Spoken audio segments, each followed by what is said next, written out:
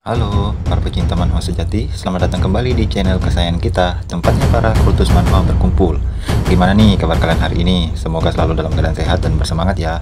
Buat kalian yang baru gabung atau mungkin kelewatan part sebelumnya, kalian bisa tonton dulu part sebelumnya supaya bisa lebih nyambung dan menikmati ceritanya secara utuh. Oke deh, tanpa berlama-lama lagi, yuk langsung aja kita mulai petualangan seru Baek Suryong. Siapkan kopi dan camilan, ambil posisi senyaman mungkin, kita lanjut ceritanya. Salam kultus manhwa. Pada video sebelumnya, kita telah menyaksikan bagaimana Hye-won Kang telah diprovokasi oleh Baek Suryong. Dan sekarang kita kembali ke Hye-won Kang. Ia berjalan di luar sambil terus memikirkan perkataan Baek Suryong. Apakah kau akan terus menjadi anjing bagi klan Habuk Peng? Kata-kata itu terus terngiang di telinganya. Ia memutuskan untuk pergi minum-minum, namun dia berpapasan dengan Peng Sahyuk. Peng Sahyuk menegur Hye-won Kang dengan berkata, "Untuk apa bajingan dari klan Hye-won berjalan di tengah malam seperti ini? Apakah untuk pergi mabuk-mabukan lagi?" Hye-won Kang tertawa terbahak-bahak. Hahaha. Dengan sombong menantang Peng Sahyuk untuk berduel, sama seperti waktu mereka kecil. Sekarang kita kembali ke masa kecil Hye-won Kang dan Peng Sahyuk. Di masa lalu, Peng Sahyuk dan Hye-won Kang sering berlatih bersama. Ketika ayah Hye-won Kang mengunjungi kepala klan Peng, yaitu ayah Peng Sahyuk. Mereka berlatih dengan gembira. Di sisi lain, Peng Sahyuk terus-menerus kalah dari Hye-won Kang. Karena terlalu ngotot untuk menang, Peng Sahyuk memaksakan diri. Tiba-tiba serangan dari Hye-won Kang melukai Peng Sahyuk. Kejadian itu membuat ayah Peng Sahyuk marah pada Hye-won Kang dan tak ingin mereka berdua bertemu lagi. Ayah Hye-won Kang pun berlutut meminta maaf agar anaknya dimaafkan. Setelah kejadian itu dan seiring mereka tumbuh dewasa, Hye-won Kang mulai menjauhi Peng Sahyuk. Meskipun Peng Sahyuk terus-menerus mendekatinya. Mungkin karena frustasi seluruh keluarga yang telah mati, Hye-won Kang mulai mabuk-mabukan dan terus mengacuhkan Peng Sahyuk. Pada akhirnya Peng Sahyuk kesal karena kelakuan Hye-won Kang yang terus mabuk-mabukan. Sekarang kita kembali ke masa kini. Ajakan pertarungan diterima Peng Sahyuk seraya berkata, "Majulah pecundang." Pertarungan singkat dan Hye-won Kang sudah berlutut tak berdaya di hadapan Peng Sahyuk. Peng Sahyuk ternyata lebih kuat dibandingkan Hye-won Kang. Peng Sahyuk berkata, "Tak mungkin kau bisa mengalahkanku sama seperti waktu kita kecil.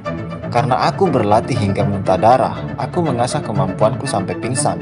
Di sisi lain, kau terus berlari karena keminderan dan sifat pecundangmu. Tidakkah kau sadar? Kau meminum eliksir langka dan kau belajar di bawah guru yang tepat. Jika kau kalah dariku, apa kau tidak malu?" balas Hye-won Kang.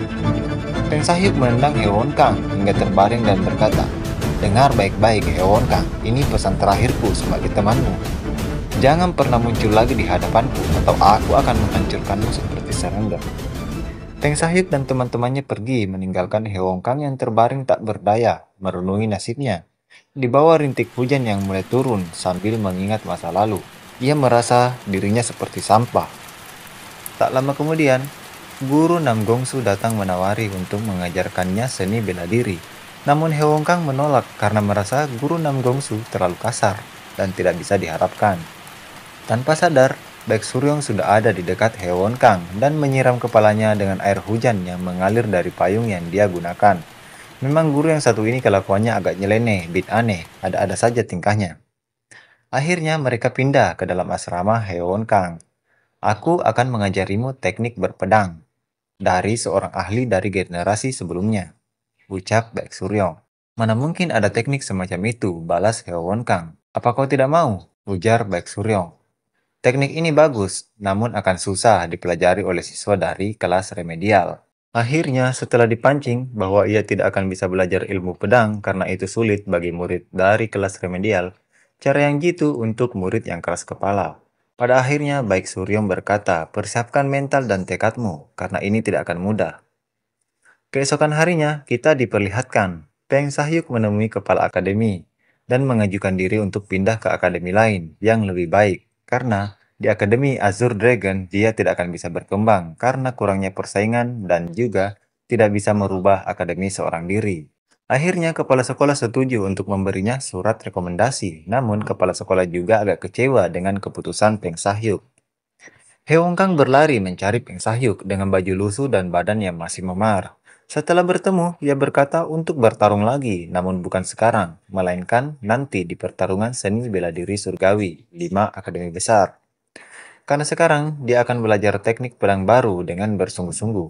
Heo Kang pun pergi setelah menyampaikan keinginannya dan berjanji akan mengalahkan Peng Sahyuk di pertarungan yang akan datang. Dalam hati, Peng Sahyuk berkata sambil tersenyum, Heo Kang, dasar, kau bukanlah orang yang menerima kekalahan begitu saja. Semangat ya, aku tunggu hari pertarungan kita. Keesokan harinya, Baek Suryong membawa Heo Kang ke rumah yang telah dia persiapkan untuk tempat latihan murid. Di dalam rumah tersebut ternyata sudah ada Wi Ji Cheon yang juga dilatih oleh Baek Suryong agar bisa masuk ke Akademi Azure Dragon dan dipersiapkan untuk ikut andil dalam kompetisi seni bela diri surgawi bersama Heo Kang. Mereka pun berkenalan satu sama lain. Karena baru bertemu, Suryong meminta mereka untuk melakukan sparring perkenalan. Di awal, Heo Kang meremehkan Wi Ji Cheon. Setelah satu babak sparring, dengan mudah Wi Ji Cheon menjatuhkan Heo Kang.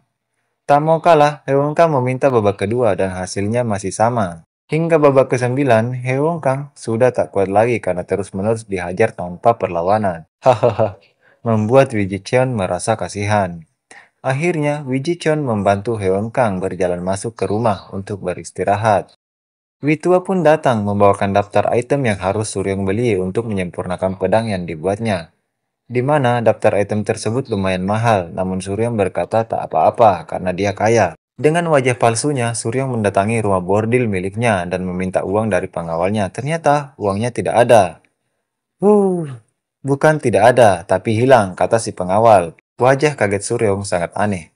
Jangan-jangan kau mencurinya, ucap Suryong. Sumpah demi Tuhan, aku tidak menyentuh sedikit pun, kata pengawal. Baiklah, tolong terus urus semuanya. Aku percayakan padamu, ucap Suryong. Sekarang kita pindah ke sebuah kedai, di mana Suryong dan teman-temannya membicarakan berbagai hal. Namun di tengah-tengah pembicaraan, Suryong berkata, Kalian punya uang tidak? Dengan wajah memelas.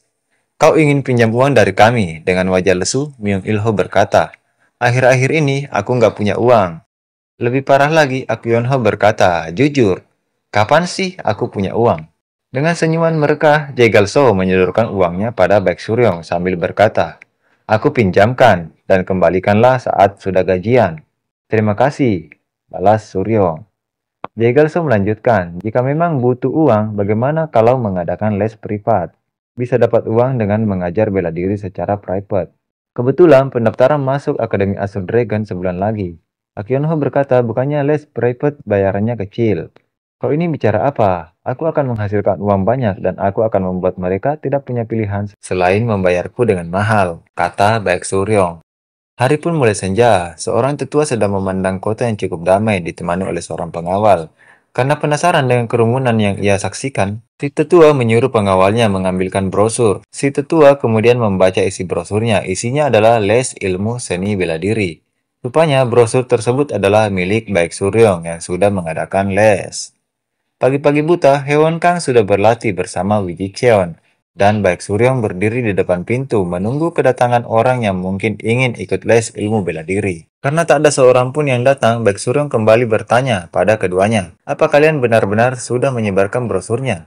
Iya, jawab keduanya. Tak lama kemudian, si tetua pun datang bersama pengawalnya. Apakah ini perguruan naga putih? Ucap si tetua. Dengan wajah senang dan mata koinnya, Suryong menjawab, benar sekali, selamat datang dan silakan masuk. Kedua muridnya pun keheranan melihat tingkah gurunya. Mereka pun duduk di taman sambil menikmati teh. Suryong berkata, apakah Anda ingin mendaftarkan cucu Anda? Tetua, tidak, akulah yang ingin mendaftar. Bagaimana menurutmu? Apakah aku bisa masuk ke perguruan Akademi Azure Dragon? Suryong, maaf, bolehkah aku tahu berapa umur Anda?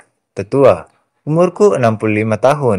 Apakah umurku penting untuk mengikuti latihan? Suryong berkata, sepertinya Anda akan sulit untuk masuk. Si tetua membalas, bagaimana kalau aku bayar 10 kali lipat? Suryong berkata, apa?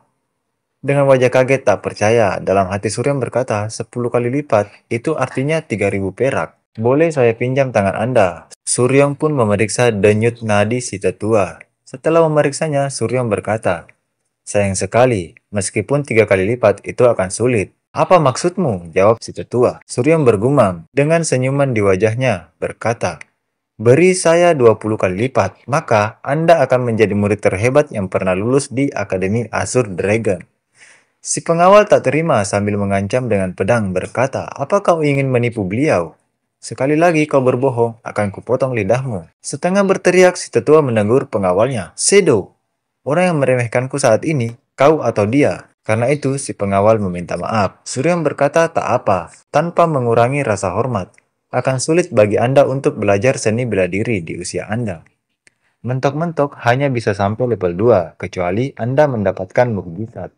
Hohoho, aku bisa bilang begini karena aku cukup beruntung, ucap tetua. Surya menimpali, bukankah mukjizat itu sudah ada di depan tetua? Hahaha, cara promosimu hebat sekali. Meski aku sudah bisa menebak saat kotak bergeming ketika Shadow menghunuskan pedang padamu. Surya membalas, habisnya menurutku itu bukan bahaya sama sekali. Apa? Hahaha. Tawa si tetua tambah besar karena merasa itu lucu. Shadow yang di sampingnya pun hanya bisa memasang wajah gelap bercampur marah. Mari hentikan basa-basinya. Kuberi kau 30 kali lipat. Jadinya 9.000 koin perak. Tidak, kugenapkan kau 10.000 perak. Kuberi kau setengahnya sekarang, dan sisanya ketika aku telah lolos masuk ke Akademi Azure Dragon. Saya jamin Anda akan lolos. Baik, Suryong membalas. Kuharap begitu, kalau tidak aku akan sangat kecewa padamu, ucap tetua dengan serius. Suryong berkata, tidak ada alasan Anda harus kecewa. Anda akan berlatih di sini selama sebulan, dan seperti kata pepatah, kita harus menempa besi ketika masih panas. Jadi, mari kita mulai hari ini. Karena sudah menjelang malam, latihan pun selesai. Baik, Suryong berucap, staminamu lebih baik dari dugaanku. Dalam hati, Suryong berkata, staminanya tidak buruk, aku harus menambal staminanya yang kurang. Dengan teknik 18 hutan hijau.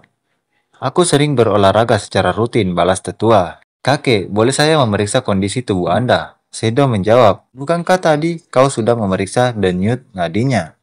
Itu belum cukup. Aku ingin memeriksa energi internal yang mengalir di dalam tubuhnya, ucap Suryo. Shadow dan si kakek cukup terkejut. Shadow menyarankan supaya kakek tidak usah melakukan itu. Si kakek masih berpikir. Suryo kemudian melanjutkan, saya tidak akan melakukan hal berbahaya, percayalah.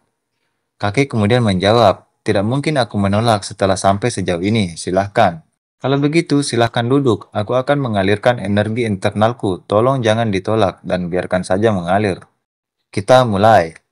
Saat memeriksa, Suryong pun kaget dengan besarnya energi internal yang ada di dalam tubuh si kakek, namun itu juga terkontaminasi dengan ki kotor. Dia bisa bertahan karena eliksir yang dia makan, menekan ki kotor tersebut. Gumam baik Suryong. Setelah memeriksanya, Suryong berkata bahwa tubuh si kakek dipenuhi dengan ki terkontaminasi dan itu harus dikeluarkan. Apa itu mungkin? Kata si kakek. Seorang dokter ahli pun berkata bahwa itu tidak mungkin. Beberapa saat kemudian, Suryong sudah bersiap untuk mengeluarkan ki kotor dalam tubuh si kakek. Suryong berkata, pengawal Anda sangat waspada terhadapku, bahkan setelah memeriksa apakah aku membawa senjata tajam. Ho, tentu saja, wajar dia seperti itu, jawab si kakek. Baiklah, mari kita mulai. Pejamkan mata Anda dan tarik napas dalam-dalam. Rasanya akan sedikit sakit. Baik Suryong mulai menarik ki kotor yang ada di dalam tubuh si kakek. Karena sudah mencapai batas, Suryong berencana untuk berhenti. Namun ia menemukan bahwa obat-obatan yang si kakek makan juga ikut terserap. Akhirnya Suryong tetap melanjutkan untuk menyerapnya sebisa mungkin. Karena dia juga mendapatkan eliksir untuk dirinya dari tubuh si kakek yang penuh dengan efek obat-obatan. Akhirnya selesai, si kakek terbangun dan mulai berdiri. Ia merasa tubuhnya lebih ringan dan segar. Suryong berkata, jika kita melanjutkan untuk menghilangkan ki terkontaminasi di dalam tubuh Anda, efek obat-obatan juga akan ikut menghilang. Aku tidak peduli, ucap si kakek. Apa kau tidak apa-apa? Tanya si kakek pada Suryong. Ia berkata tak apa-apa, cukup istirahat sebentar, lalu ia akan baik-baik saja. Lalu Suryong pun jatuh pingsan. Oke, sekian dulu untuk video kali ini. Nantikan video-video selanjutnya. Saya Sani, pamit undur diri. Salam Kultus Manhwa.